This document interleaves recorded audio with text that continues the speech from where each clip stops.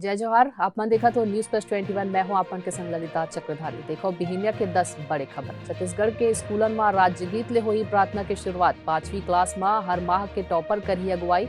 समाचार के हेडलाइन घलो पड़े चाहिए। जमानत के बाद एंकर रोहित रंजन लापता। रायपुर डीएसपी के शिकायत पर बोले यूपी के अफसर जो करना है कर लो, शिकायत पर घलो सहयोग नहीं। राष्ट्रपति पद के उम्मीदवार द्रौपदी मुर्मू मेघालय दौरा में रही। एआईएडीएमके लीडरशिप विवाद पर सुप्रीम कोर्ट आज कर ही सुनवाई। गैंगस्टर लॉरेंस बिश्नोई 11 जुलाई तक पुलिस कस्टडी में भेजे जाही। घरेलू एलपीजी सिलेंडर के दाम 50 रुपए बढ़ी। दिल्ली में 1053 हुई कीमत। जम्मू कश्मीर के गुलगाम में 2 आतंकी करें सरेंडर। हाल ही में चुने रही आतंक के रास्ता। अजमेर दरगाह के खादिम सलमान अरेस्ट। नुपुर शर्मा लेके दिए रहे विवादित बयान। केरल में भारी बारिश के दौरा जारी।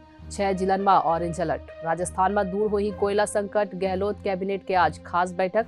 कानून व्यवस्था पर चर्चा संभव। ऐसी जानकारी ले लगातार अपडेट रहे। देखत रहो न्यूज प्लस 21 आप मन के हक की बात।